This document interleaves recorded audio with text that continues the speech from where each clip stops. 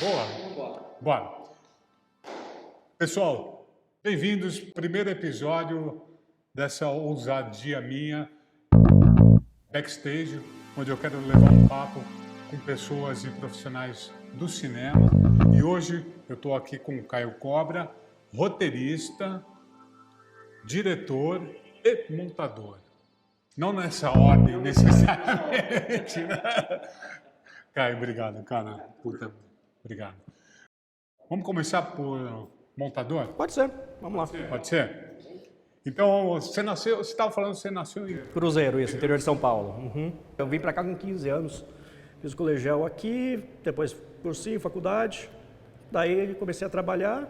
E a tua formação, qual que é? Olha, eu estudei na faculdade publicidade, mas eu sempre brinco que a faculdade de publicidade me transformou num ótimo jogador de pôquer. Foi basicamente o que eu aprendi na faculdade. Porque não, mas a verdade não é pela qualidade da faculdade nem nada. É eu não queria fazer publicidade, eu sempre quis trabalhar com cinema, mas como eu já te falei, né? Você chega para os teus pais do interior e fala que você quer trabalhar com cinema, e eles falam, tá, isso vai ser seu hobby, você vai trabalhar com o quê, né? Daí eu acabei entrando na publicidade e na própria faculdade eu acabei vendo que existia o cinema publicitário e falei, bom, é um caminho que eu posso ir. E fui por aí.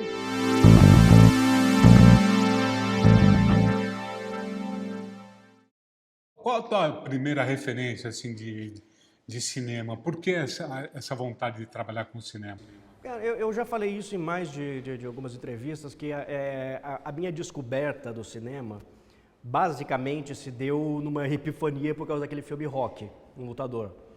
Porque eu era bem novo, né, quando eu assisti o filme, achei incrível. É legal essa referência, porque eu estava lendo outro dia do Stallone, que ele estava numa miséria desgraçada, não tinha dinheiro para comprar comida para o cachorro. Exatamente. Ele propôs o roteiro para vários, nós vamos falar sobre essa peregrinação de roteirista, né?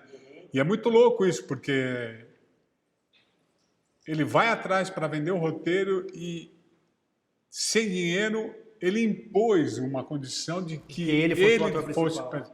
A única condição que ele queria era de ele ser o ator principal. Teve culhão, né? O melhor de tudo é que ele ganha um Oscar. Ganhou o Oscar de melhor filme. E eu fiquei meio obcecado por boxe, né? Eu era uma criança, fiquei meio obcecado por boxe e meu pai achou que eu estava apaixonado por boxe. E um dia me chamou para assistir uma luta de boxe de verdade e eu achei um porre. Daí eu vi que o que eu achei legal foi a capacidade daquele filme de me despertar sentimentos e emoções. E eu comecei a me interessar por isso. Então, comecei a assistir muito filme desde muito novo e pensar nos filmes e comecei a gostar disso. E eu sempre escrevi também, eu sempre gostei de escrever. Aí, bom, você tem essa referência de cinema, você vai para a publicidade e quando efetivamente, dentro da publicidade, você viu a montagem como um caminho que você queria seguir, não direção ou... Na verdade, eu sempre quis a direção. Na verdade, eu sempre quis dirigir. É porque, como eu disse, assim, eu gosto de contar história e eu sempre escrevi. E eu vi que no cinema quem conta a história, basicamente, é, claro, com toda a equipe em volta, mas quem tem o foco da história que está sendo contada é o diretor. Mas daí eu comecei a notar que a única arte que é absolutamente inerente ao cinema é a montagem. A fotografia vem da fotografia still e anterior a isso, até da pintura. A direção de atores vem do teatro, o texto vem do teatro. A única coisa que é exclusiva do cinema é a montagem, que é a forma como nós moldamos a realidade. A gente tem quebras de tempo ali. E daí eu entendi que se eu entendesse da linguagem da montagem, eu entenderia a linguagem cinematográfica. E foi por isso que eu fui estudar bastante a montagem e acabei trabalhando muito tempo, fiquei 10 anos como montador, e que para mim foi a maior escola para poder dirigir. Você montou o Movie Hall? Não. Você Já comecei no Avid. Já no Avid? Ah, então você tem uma... Já no mundo digital, você nunca chegou a ver uma... Nunca mexi no Movie, nunca mexi. Eu acho que assim, o mundo digital, o mundo analógico foi fugindo de mim, sabe? Porque quando eu comecei a montar, já estava no Avid, mas ainda se rodava em película. Quando eu comecei a dirigir, já estava se parando de usar a película e já usando as atuais câmeras digitais. Agora, isso é interessante. o montador, ele é mais do que um organizador de imagens, né? Então, eu queria que você dissesse qual a diferença de um montador e um editor. Não, basicamente o montador, ele é a pessoa que recebe o primeiro impacto do material bruto. Quando você está filmando, você tem a noção tridimensional da filmagem e você tem toda uma série de informações sensoriais do que está sendo feito. Quando o montador, por isso que eu não gosto de montar o que eu dirijo, porque eu estou influenciado pelo set de filmagem. O montador, quando é um montador de um filme, ele senta, é como o Francis Ford Coppola falava, não é o que você acha que você filmou, é o que você realmente filmou. Então ele olha o material de uma maneira absolutamente isenta. Ele não quer saber se aquele plano levou uma semana para ser feito e custou $1 milhão. Ele vai dizer se presta ou não presta. E ele é a primeira pessoa que seleciona o material, ele é a primeira pessoa a olhar as interpretações e, dependendo do diretor, e os grandes diretores sempre dão esse tempo para o montador trabalhar sozinho, é a pessoa que vai encontrando o ritmo interno da história. E daí é ele que vai escolhendo os planos médios fechados, colocando música, tirando música, escolhendo sabendo quando vai segurar mais tempo numa interpretação, você vai cortar. Então ele é a pessoa que... Eu sempre uso uma expressão que na filmagem você não faz nada além de produzir mármore. A escultura é feita na montagem. Então é isso que ele faz a primeira escultura do que vai ser o filme que o público vai ver. Eu estava ouvindo agora, há um tempo atrás, de um montador, agora não me lembro o nome, ele trabalhava de pé. Walter Murch. Eu achei isso interessantíssimo, porque ele faz uma analogia com um montador, com um maestro regendo uma orquestra. Ele falou, é impossível você reger uma orquestra sentado. Então eu achei interessante essa analogia, porque eu sou muito musical. Né? Eu fico buscando músicas e a música, e descobri que o Tarantino também é assim. Não, o Tarantino ele escreve com músicas. Com música, né? Descobri agora isso, eu falei, puta, é genial, porque eu sou muito musical. Quando eu leio uma coisa, automaticamente eu leio diferente dependendo da música que eu estou ouvindo. e eu achei isso interessante, cara. Montar sentado de pé... Eu entendo o lado do Walter Murch. Primeiro, que ele veio da moviola. Segundo, que ele... Quando você começa a montar, você começa montando assim, né? Depois, daqui a pouco, você já está assim. Então, eu entendo ele, mas eu não sei se eu conseguiria. Você vê, cada um tem as suas loucuras, né? Hemingway escrevia de pé também, né? Hemingway não escrevia sentado. Às vezes, eu tenho vontade de fazer isso, mas sei lá. Trumbo escrevia na banheira, né? Cada um tem suas loucuras. O importante é o resultado final. Exato. Então, aí você montou o Bem Amado, foi o seu primeiro trabalho? Não, o primeiro longa que eu montei foi o Corpo Celeste. Corpo Celeste. E aí, como é que foi eu já era muito parceiro do Marcos em publicidade, então assim, a gente não teve grandes segredos, porque a gente já se conhecia há muitos e muitos anos, a gente cada um já sabia as manias do outro, então foi muito livre. O Guel eu conheci montando. Porque o Guel vem de televisão. O Guel vem de televisão, e aquele negócio, né? Tipo, eu cresci assistindo Armação Ilimitada, o TV Pirata, e esse é o cara que criou tudo isso, né? Então eu tinha muita reverência ao Guel, e ele tem uma noção de humor única que entrava na montagem. E também o Guel é um diretor muito diferente, porque ele filma montando. Às vezes, assim, por exemplo, tem um diálogo entre duas pessoas, eu olhava assim, tá, onde está a continuação desse diálogo na cara do Marco Nanini, por exemplo? Ele, não, eu não rodei porque eu quero que esteja só na cara do Zé Vilker. Então ele nem rodava, ele nem te dava opção. Ele nem te dava opção. Ele é um diretor que ele escreve, ele já sabe exatamente o filme que vai sair de lá. Eu acho que deve ser um pouco televisivo isso, não sei. Funciona muito bem para ele. O Hitchcock usava um pouco isso porque ele queria ter poder do filme sair do jeito que Do jeito que ele queria. né? Eram, Kubrick também era um pouco assim. eles não entregavam, que esse era o direito máximo que eles brigavam, né, com os grandes estúdios, é assinar o filme. Sim, isso aí, porque na época dos grandes estúdios, eu acho que até faz um sentido. Mas eu acho que você perde a essência de ter um outro profissional, que é um montador, Claro, de claro. encontrar, por exemplo, eu posso usar um exemplo meu no Intervenção. Depois que eu terminei o filme, o Marcelo Moraes, que montou o filme, fez o corte dele, daí ele ia viajar, eu falei, posso dar uma mexida? Posso. Daí eu mexi, olhamos assim tudo, e tinha uma sequência final que não funcionava. Ela não funcionava, e aquele negócio, eu e os produtores achávamos que tinha que ter, ele foi o cara que falou, vocês têm que jogar fora isso. Daí todo mundo, quando eu olhei, falei, realmente, se eu tirar, o filme vai ficar muito melhor.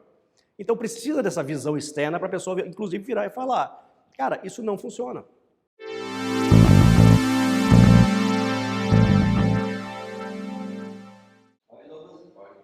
Quero, porque isso é muito legal. Nesse processo, Caio, quando eu fiz a escola de cinema na New York University, eu ainda montei em moviola, cortei. E nesse processo de edição, a gente não tinha ainda uma trilha, né?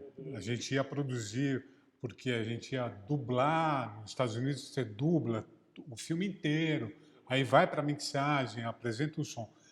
Você já tinha o som, não o som direto, mas o som do filme, algumas orientações de música, ou você dava um Isso como montador? É. Isso varia muito do diretor. Tem diretor que deixa o montador livre para sugerir, e existem diretores que já te entregam o filme meio, olha, vai ser isso, isso e isso.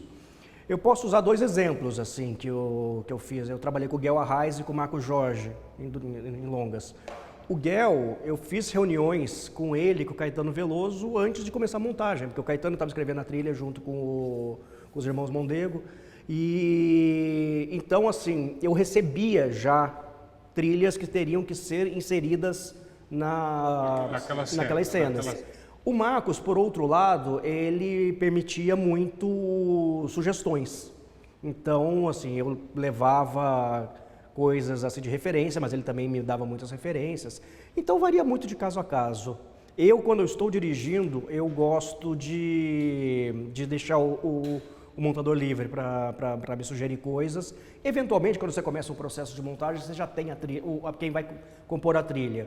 E se a pessoa que está compondo a trilha bate um papo com o montador, eles conseguem se entender bastante, o próprio compositor manda referências. Então, é que o cinema é uma coisa orgânica, né, cara? Você tem que se adaptar a cada um dos projetos, um projeto igual ao outro. Quando você escreve um roteiro, você já põe indicação de música no roteiro? Não. Eu não... É que como eu escrevo boa parte das coisas que eu dirijo, eu prefiro ter um pensamento separado para cada coisa. Então, quando eu estou escrevendo, às vezes é impossível, mas eu evito pensar em ângulos e tudo mais. Depois que eu tento fazer as coisas meio Você escreve a estrutura da história emocional, né? Toda a curva emocional, e aí depois...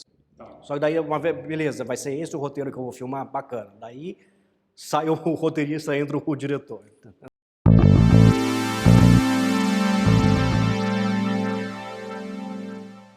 Mas aí tem uma questão. Você como montador, quando está filmando, você já sabe naquele momento, você escreveu o roteiro, você vai estar lá no set. Teve uma coisa muito engraçada que aconteceu no Virando a Mesa, tinha uma palavra que o meu personagem falava lá, não, mas aí na hora ali, pô, mas você não falaria isso, nem rodou, você poderia ter rodado e depois, não cabe isso, mas de certa forma você já estava com uma pré-edição na cabeça. Isso é uma coisa que eu não sei explicar, porque quando eu estou filmando, eu sei o que rola, o que não rola, eu sei o corte que dá. Muitas vezes alguém fala, Caio, vamos fazer essa porque em tal momento... Não, eu não preciso dali para frente, eu preciso dali para trás. Então, isso é meio instintivo em mim. Então, talvez tenha vindo da montagem. Então, eu tenho... certeza de que aquilo vai funcionar. Que eu tenho. Assim, eu termino um filme tendo certeza que o filme que eu quero contar está ali. Como ele vai ser contado, tem N versões, algumas podem ficar boas, outras excelentes, outras até mais ou menos. Mas eu sei que contar a história está contada ali. Outra coisa que eu também percebi, trabalhando com você no Virando a Mesa, é que você tinha uma ideia muito clara de onde colocar a câmera e de que maneira você queria rodar os planos. Assim, isso estava muito... Porque uma coisa é o roteiro escrito, né? Tem toda uma... Outra coisa é quando você está na locação, no set, com os atores e onde colocar a câmera, né? Uhum. Isso vem da onde, Caio? É muito... Provavelmente veio da montagem e também quando eu estou decupando o filme, lendo o roteiro, a decupagem é a maneira como você quer contar aquela história. E essa é a grande vantagem do cinema em relação à literatura, você não precisa falar. Quanto menos você falar e mais você mostrar, melhor. Então é sempre procurando pequenas analogias de imagens que passam a sensação que eu quero. Então eu penso muito os ângulos de câmera, os movimentos que eu quero, já pensando também na montagem. Então... Isso você faz na decupagem? Na decupagem. Depois do roteiro. Daí quando sai o roteirista, chega o diretor, daí eu vou começar a desenhar e daí eu começo a saber até... Eu odeio o storyboard. Meus produtores ficam loucos comigo.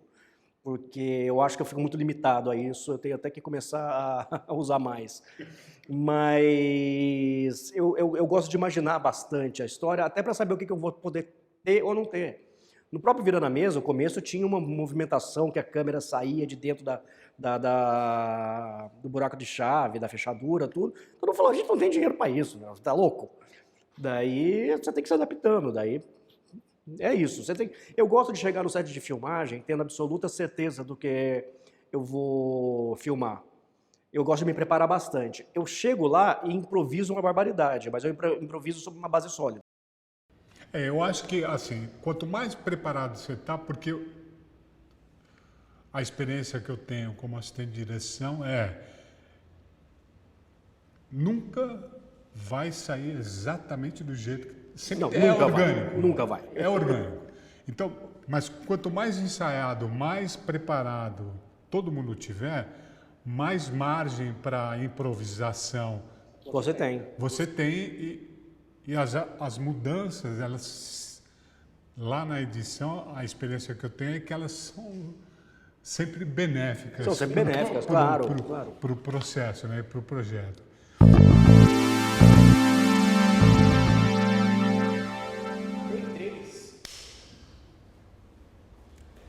A gente falou bastante de Virando a Mesa, né? Que foi um desafio também, porque você rodou em 3 semanas. 3 só, semanas, né? isso. Uhum. Como é que é produzir, cara, um longa em 3 semanas? Primeiro, assim, como é que você conseguiu vender? Porque depois eu soube que você estava um tempo para vender esse roteiro. Esse filme foi engavetado 2 vezes. Ele passou por 2 produtoras, foi engavetado 2 vezes, e daí eu já tinha desistido de produzir ele. Daí eu liguei para quem era meu parceiro na época desse filme, era o Bruno Galhaço, e tanto que ele ia fazer o papel principal, só que... Jonas. Só que quando saiu a possibilidade de fazer, ele já estava envolvido no Marighella, do Wagner. E daí ele falou, Caio, vai nessa, a gente trabalha junto em outro projeto futuro, vamos nessa. Só que daí eu mandei uma mensagem para ele, quando o projeto foi engavetado pela segunda vez, eu mandei uma mensagem para ele, ele falou, por que você não procura esse produtor que fez o meu primeiro filme? Eu liguei pro cara, eles falaram, e por sorte era uma produtora do Rio de Janeiro, a Media Bridge, que estava fazendo, junto com a Paris Filmes, o Chacrinha. Então, eles estavam com uma produção em andamento lá, muito, muito, muito grande. E eles meio que encaixaram o meu filme, eles deram um dinheiro a mais para boa parte da equipe de produção e falou, então, antes de rodar o Chacrinha, vamos rodar esse longa aqui. E foi assim. Pô, do caralho, porque o cara foi muito sagaz e inteligente, porque ele conseguiu fazer 2 filmes ao mesmo tempo, né? O Stepan estava fazendo o Chacrinha, O Stepan né? estava no Chacrinha. Ele já tinha o nome, né? E como é essa coisa do Bruno? Porque você rodou um filme com o Bruno. Não, eu rodei um teaser com ele que seria um produto de venda desse filme. Os Jogos Clandestinos, que acabou sendo feito, mas não por mim. Entendi. Já era preparando para o Eu escrevi exatamente. Daí a produtora quis ir por um outro rumo, e daí eu falei, tá, então deixa eu pegar o roteiro que eu tenho, daí eu transformei no Virando a Mesa e como é que é esse bater na porta, que nem eu fiz com você? Cara, Os produtores, cara. já te adianto que não fica mais fácil depois que você tem seus filmes. É a mesma coisa. É ligar, falar, conversar. Porque me parece que eles querem ver o resultado assim, financeiro do projeto, principalmente para os streaming, né? Não, hoje eles querem ver o projeto financeiro e assim, eu gostei de uma analogia que fizeram uma vez, que é assim, o nosso trabalho são várias bolas de bilhar girando. Todas elas são boas no que fazem, só que tem que bater 2 para dar certo. É aquela história, né, cara? Quando é o seu primeiro longa, eles falam, ele ia custar X, eles falaram assim, a gente tem menos da metade disso. Encara? Tem hora que você tem que sair fazendo, não tem jeito. Claro. E fez, né? Isso tá aí. O Roberto Rodrigues. Ele fez com $7 mil, o El Mariachi. 7 mil dólares. Quero falar um pouco de Virando a Mesa, cara, porque assim, para mim foi muito do caralho e eu preciso compartilhar essa experiência nesse episódio com você, cara, porque eu li no Facebook que você estava fazendo o filme Virando a Mesa. Falei, cara, eu preciso falar com o Caio. Eu quero fazer esse filme como ator. Não, e foi muito louco, eu lembro direitinho disso. Você me mandou uma mensagem, eu estava na cama para ir para o Rio de Janeiro no dia seguinte, que a gente ia começar a pré-produção. Eu até falei para você que todos os papéis fechados, assim, tudo. E o teu papel que eu ia fazer era o Tony Garrido. Pois é, aí você me falou isso, eu falei, cara, tudo bem, eu vou como assistente, eu queria trabalhar, meu. Eu tava querendo trabalhar. Enfim. Sei lá, 2 semanas depois. Não, acho que foi na mesma semana que deu uma bagunça lá na agenda do Tony. Daí a gente fala, puta, estamos para começar a filmar, não tem esse cara. Daí eu falei, liga pro Juarez, vai. Cara, não. Sério, porque, porra, quando você falou... Vamos tem nessa? esse papel aqui, cara, eu falei, nossa, bicho, meu grande sonho se realizou. E ainda bota você cara. no primeiro dia para contracenar com o Stepan esse ano. Nossa, brother, eu pirei, né? Bom, Matuza, bom serviço. Agora vai, mata essa aí e vambora, essa cretina. Matar ela? Dá um tiro. Pum! Acabou, aí vambora. É que eu não atiro em mulher. E aquela ali? Isso aqui foi você. Eu? Foi. Você tem certeza? Absoluta. Mas desde quando você não atira em mulher? Desde sempre. Vai, vamos embora. Não dá pra esperar, não. A gente tem muita coisa pra fazer. Mas, por favor, vai, atira. Eu não vou atirar nela, chefe. Se você quiser, atira você. Eu não tenho nem munição, me presta aí. Então. O problema é esse? Então vai. É de olho aberto mesmo? É? Então toma. Para um ator, quando você recebe isso aqui, bravo, Não. quando eu recebi isso aqui, eu falei... E aí, você falou, dá uma lida, vê se você gosta do personagem. Eu comecei a ler, eu falei, cara, esse cara fala pra caramba, meu. Aceito agora. O cara fala pra caramba. Alguma importância esse cara tem no filme? E aí, bicho, porra, foi espetacular. Cara...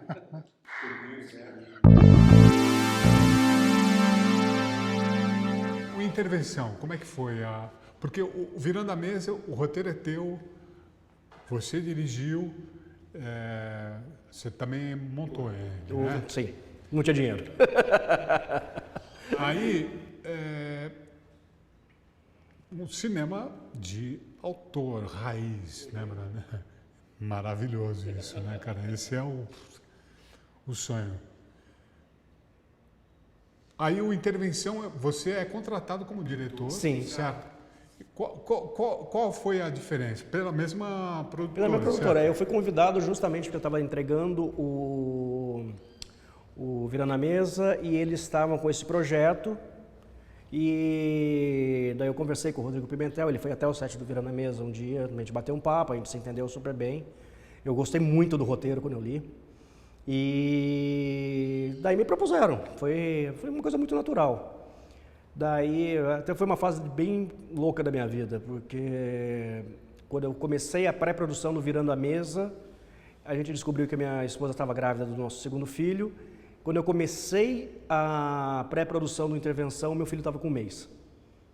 Então foi assim, tipo, numa tacada.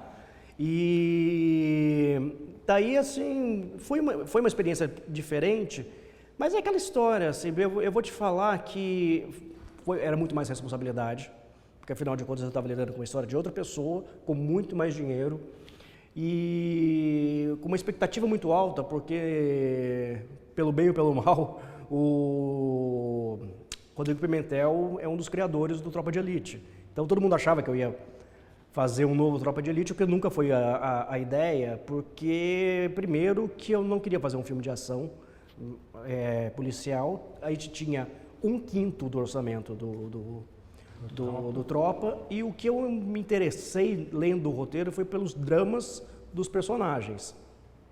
Então, eu falei para todo mundo, eu vou fazer um filme voltado para o interior dos personagens, eu não vou fazer um filme de grandes tramas. E então foi uma experiência muito prazerosa fazer. O filme, eu falo que eu adorei a repercussão dele, porque quando o filme saiu, eu fui xingado de comunista e de fascista na mesma semana. Então, quer dizer, eu acertei.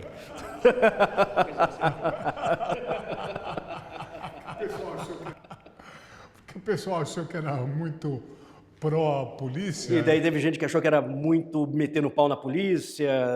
A ideia era sempre, nossa, foi justamente isso. E, porra, do caralho ver o Marcos Palmeira. Não, o Marcos entregou uma interpretação que Pô, inacreditável. muito maneiro, né? Muito maneiro ver essa mudança do Marcos Palmeira. A ideia de raspar a cabeça foi dele, inclusive.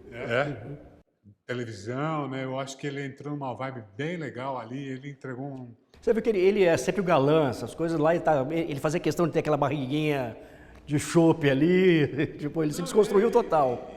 E essa coisa, de verdade, aqui no nosso cinema, assim, é difícil para o ator, cara.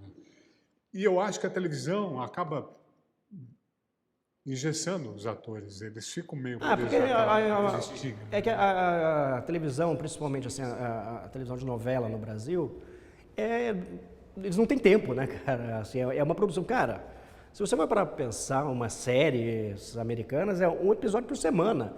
Aqui é um capítulo por dia, então é a própria forma. Já sai montado. Exato, vamos embora. Então assim, o ator não tem tempo para digerir tudo que é necessário. Conversei muito com o Marcos sobre quem era aquele personagem, tanto assim. Então, é uma coisa que demanda trabalho, é um trabalho que você ainda tem que descobrir para onde você está indo. E tem que ter dinheiro para fazer esse tipo de approach com o ator, né? Sim. Seja para série ou para cinema, precisa de dinheiro porque os caras eles vão pedir esse tempo.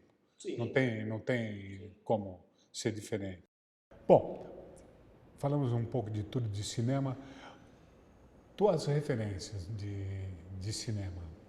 Minhas referências de cinema, eu gosto muito da forma que é feito o cinema dos anos 70. Eu gosto muito dos filmes que foram feitos naquela época, mas eu gosto muito da forma como eles foram feitos. Eu acho que eu gosto daquele filme, daquele tipo de cinema. Eu falo que se me derem $50 milhões para fazer um filme, eu nem saberia o que fazer com isso. Eu acho que eu estou acostumado a ter que me virar. Então eu gosto dessa forma meio independente de fazer cinema. Então eu me baseio muito nesses cineastas indies, mais da década de 70, 80 tem bastante coisa interessante. Mas eu também sou um cara muito do roteiro, então eu gosto muito dos grandes roteiros do cinema, como os filmes como O Poderoso Chefão, o Taxi Driver, Os filmes escritos pelo Paul Schrader, que fez o Taxi Driver, são sempre incríveis. E eu tenho vários roteiristas que eu acho, assim, que não importa nem qual é o diretor, eu vejo que o texto do cara, como o Tony Gilroy, que faz a Identidade Bourne. Então, para falar a verdade, eu acho que as minhas referências são muito esparsas. Hoje, qual a etapa do processo você prefere? Escrever, dirigir ou montar?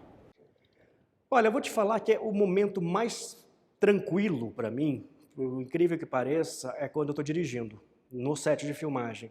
O meu sofrimento maior é na pré-produção e na pós-produção. Porque quando você está na pré, você tem todas as possibilidades. Quando você está na pós, você não tem nenhuma possibilidade. Então lá você ainda está fazendo acontecer. Você Então... tem que negociar o que perdeu. Exatamente, exatamente. Sempre volto com aquela incrível fala do Coppola. Quando você está olhando o material bruto, não é o que você acha que você filmou, é o que você realmente filmou. Porque eu te garanto, tem muita coisa que você chega lá e fala, e aquela cena? Você, a gente não rodou isso, você tem certeza? Então isso tem muito. Não, isso acontece direto. Mas eu tenho certeza que era desse jeito. Não, a gente não fez isso. Eu já tive que falar isso para diretores como montador e já ouvi isso do montador. Eu trabalhando com o Humberto Martins, né, o montador. Juarez, deixe o diretor fora da sala, deixe eu ver o material, não me entrega roteiro, não me entrega nada, porque eu vou montar o que foi filmado, não adianta falar... Ah, tá aqui o roteiro, né? Aquela merda. Eu quero ver o material, eu vou montar o que vocês puseram na lata. Na época a gente rodava em película. Queria só, para a gente finalizar, para minha tristeza, o Fernando Meirelles acaba de soltar uma matéria dizendo que ele acredita que o cinema, a exibição de filmes em sala de cinema vai acabar em breve. Eu não digo que vai acabar em breve, eu tenho uma outra visão disso. Qual? Que vai virar a Disneylândia. Você só vai ver as mega produções. Isso já está acontecendo. Marvel, Star Wars, Avatar, Top Gun. Não estou tirando mérito de forma alguma. Eu adoro esses filmes. Mas o filme, se você for ver na década de 70, 80, 90, os grandes filmes eram os filmes médios. Silêncio dos Inocentes, Taxi Driver, Todos os Homens do Presidente. Eram filmes assim de orçamento médio com grandes estrelas. Sim.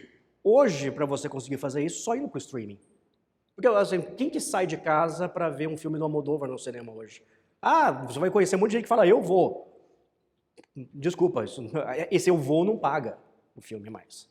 O grande público não vai. O grande público, quando eu fiz o Intervenção, ele teve uma exibição teste e depois era entregue uma lista para as pessoas dizerem o que leva elas para o cinema.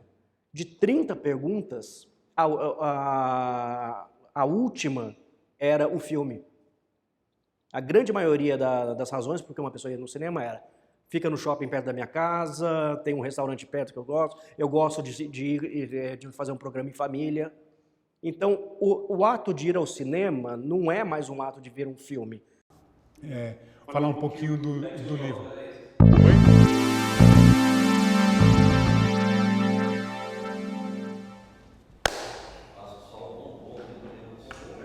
Tá muito doido esse clima, né, gente? No tempo que a gente estava aqui, caiu o mundo, voltou ao sol. Dá até para ir para a piscina agora. Até floriu uma romã. Né? Nesse meio tempo, né? Ela explodiu lá. Nesse meio tempo, pandemia, para a produção, tudo entregue. Infelizmente, não fomos ao cinema ver. Mas tudo bem, não teremos outras oportunidades. Pita o livro. Você estava falando que era um roteiro? Eu tinha uma ideia de uma história policial para um roteiro, só que ela estava bem embrionária quando começou a... Você quer começar de novo? Falar um pouquinho do livro, né, Caio? Teve a pandemia, né? Depois da pandemia, cinema, produção, tudo zerado, infelizmente. Ficamos todos em casa. E aí pintou o livro. Você estava... Eu tinha uma ideia muito embrionária de uma história policial que eu queria contar.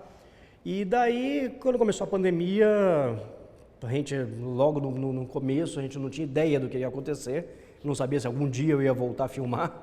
E daí eu resolvi, porque assim, as histórias elas precisam sair, né? Eu acredito que história tem data de validade. Então, eu comecei a escrever, meio despretensioso.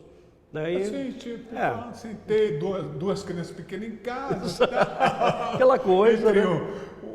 uma refeição E outra, né? Não, mas eu aproveitava muito que como as crianças estavam em casa, eu escrevia muito à noite, de madrugada, daí ia embora.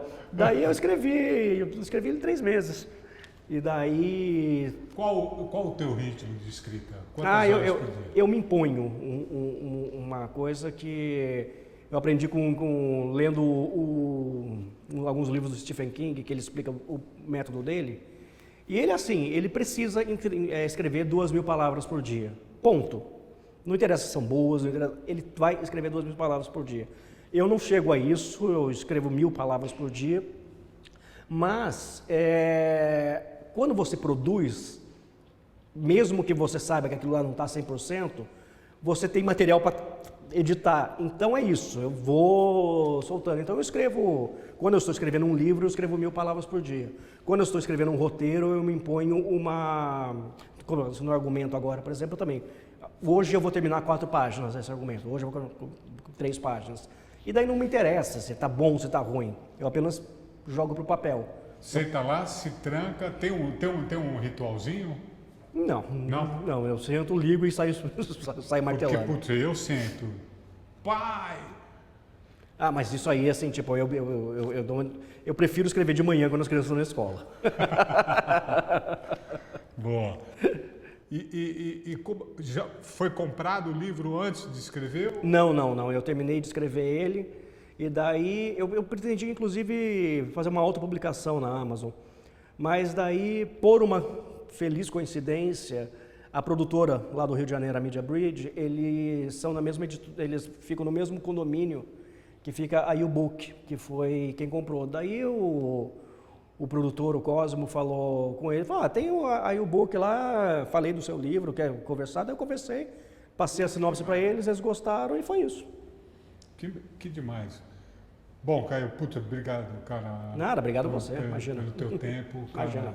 Hoje você não conseguiu escrever as 1.000 páginas? Escrevi já. Escreveu? Já. Tá, né?